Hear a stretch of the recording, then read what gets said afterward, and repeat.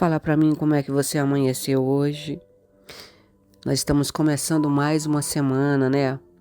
Onde Deus promete que se nós formos fortes e corajosos, Ele estará conosco em todo o tempo. O Senhor tem nos honrado em todas as coisas. Às vezes somos murmuradores, reclamamos das situações, mas em tudo devemos reconhecer o poder e a graça de Deus sobre as nossas vidas. O Senhor tem nos chamado para algo grande e sobrenatural. Ele vai adiante de nós, trabalhando, quebrando o arco, despedaçando a lança, queimando os carros no fogo e dizendo para nós: te aquieta, porque eu sou Deus. Eu sou exaltado no céu, exaltado na terra, e eu serei exaltado na tua vida. O Deus de Abraão, de Isaque e de Jacó, trabalha ao teu favor. Não temas, eu sou contigo. Vou te surpreender, filho. Se você atentamente ouvir a minha voz e obedecer a minha palavra, vou eu te honrar. Mas tu não podes querer que eu te abençoe se tu não para me escutar. Tu vive correndo de um lado para o outro, marcando compromissos. E todas as vezes que eu digo para ti, vamos conversar, calma, para de correr, você diz: não tenho tempo, Senhor. O Senhor já sabe o que eu preciso e o que eu penso. Não tenho tempo. Filho, teu tempo quem faz sou eu. Tua vida quem dá sou eu. Então, procura te posicionar diante da minha presença, filho, com tempo para conversar comigo. Como tu podes crescer na minha graça se tu não tens intimidade? Tu não me conhece a fundo.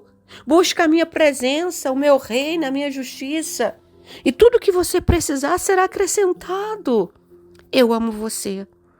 E essa manhã eu te digo, não adianta apenas se esforçar pelas tuas conquistas.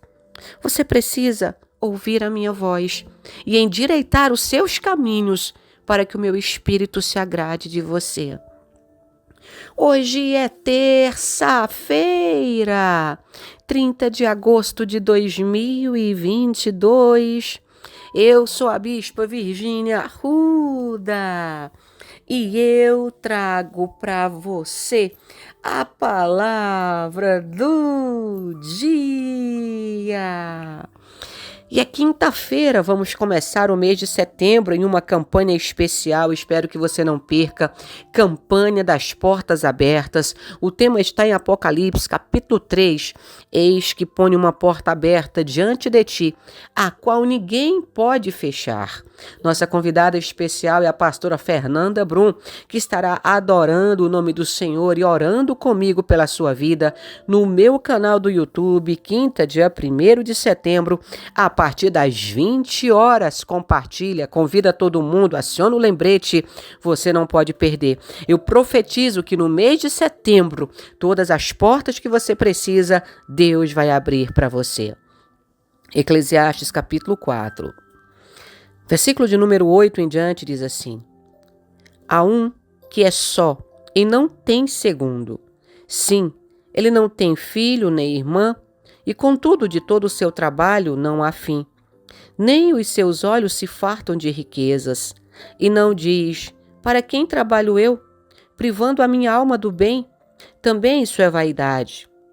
E enfadonha é a ocupação. Melhor é serem dois do que um, porque tem melhor paga do seu trabalho. Porque se um cair, o outro levanta o seu companheiro.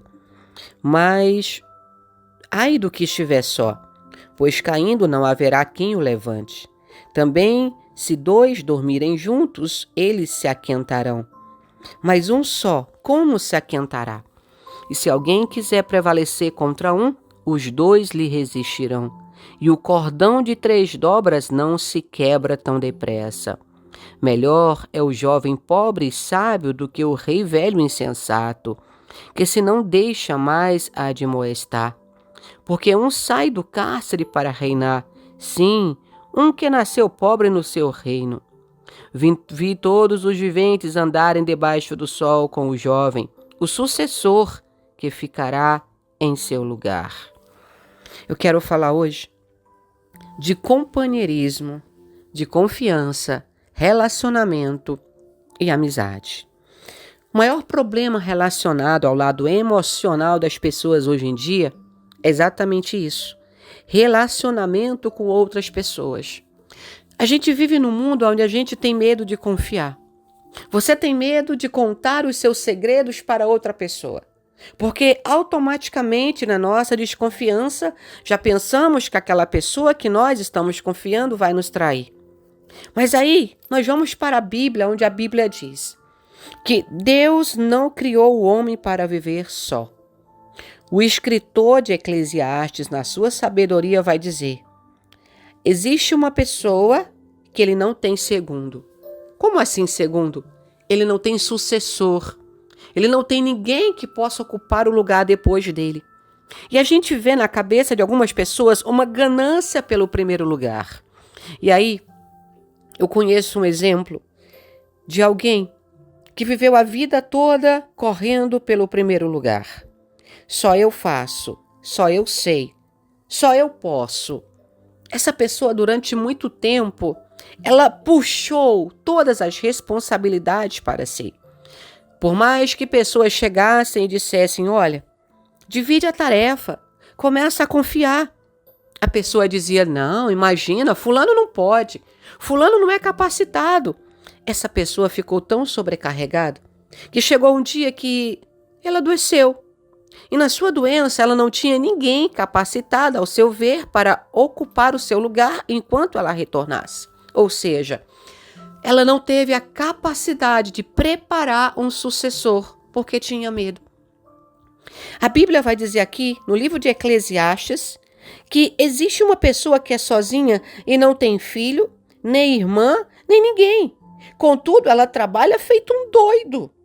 E ela não se farta de tantas conquistas. Mas lá no fundo, ela se pergunta assim: para que eu trabalho? Eu privo a minha alma do bem. Sabe, eu vivo enfadado, cheio de preocupação. Eu acabo não aproveitando o meu trabalho. E eu não consigo confiar que ninguém faça por mim. Está cheio de pessoas no mundo que elas não confiam em ninguém para fazer um trabalho após elas. Te digo que eu já vivi assim muito tempo. O exemplo que eu dei não é meu, mas eu já vivi assim muito tempo. Até eu entender que se eu delegasse, se eu confiasse, eu viveria bem melhor. A pessoa que eu estou falando do exemplo chegou no momento que ela ficou tão fadigada que perdeu o foco. E ela perdeu tudo. Poderia muito bem ter construído algo maior, algo melhor, mas a ambição de ter tudo para si era tão grande que a pessoa não conseguia ver com os próprios olhos que se ela dividisse, se ela treinasse alguém para fazer o que ela fazia, ela estaria menos sobrecarregada.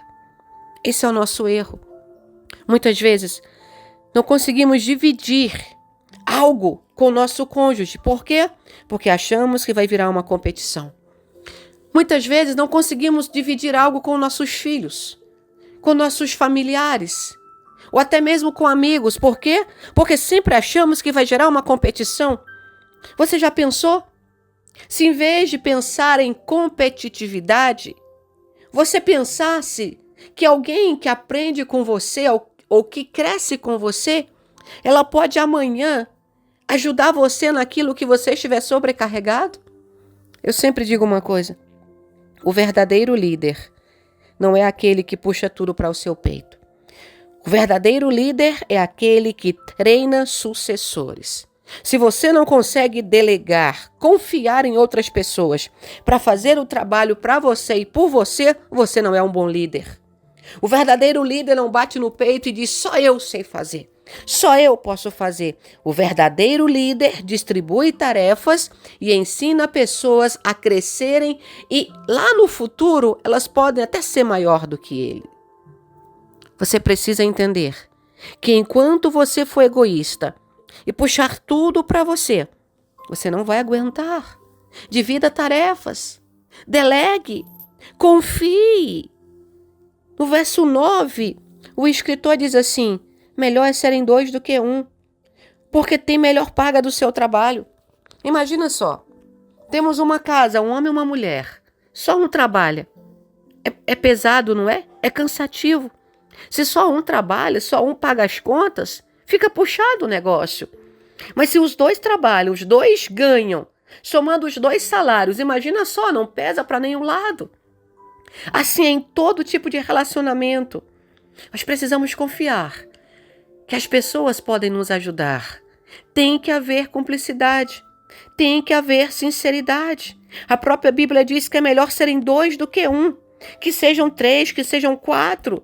Eu estou falando de pessoas, estou falando de profissão, estou falando de liderança, estou falando também de relacionamento. Casamento é melhor ser 2 do que 1. E quando eu falo 2, precisa ter cumplicidade, precisa ter amizade, confiança. Porque se um cair, o outro vai levantar seu companheiro. Mas uma pessoa sozinha, quem é que vai levantar ela? Ela não tem ninguém que a levante. Também a Bíblia diz que quando são 2 pessoas, isso é em todos os aspectos, tá? Isso é em tudo. Quando são 2 pessoas, se uma está com frio, a outra pode esquentar. O que está dizendo aqui? Se uma pessoa tem dificuldade, começa a chorar, a outra pode dar o ombro. Se uma pessoa está fraca, a outra pode fortalecer. O importante é que nós tenhamos sempre alguém do nosso lado e deixemos que essa pessoa ela venha compartilhar daquilo que Deus colocou em nossas mãos. Claro que você não vai sair confiando em todo mundo, mas existem pessoas do seu lado que Deus colocou para somar com você. Pare de ser desconfiado. Durante anos, eu sempre falei uma coisa, e eu sempre sou muito sincera com vocês. Durante anos eu falei, prefiro confiar nos bichos do que no ser humano. E eu não mudei muito o meu ponto de vista, tá? Não mudei muito a minha opinião. Os bichos ainda continuam me agradando muito mais. Mas eu também tenho uma outra visão. Ninguém carrega uma cruz sozinho. Até Jesus precisou do sirineu para ajudá-lo. Nós precisamos dividir o fardo. Precisamos delegar. Precisamos ter pessoas para que nós possamos dividir as nossas tarefas, nossos problemas, conversar, chorar, sei lá, desabafar. E se você tem um relacionamento, não seja uma pessoa dura, uma pessoa seca com seu companheiro. Seja aquela pessoa que está disposta a ouvir, que é literalmente o outro lado.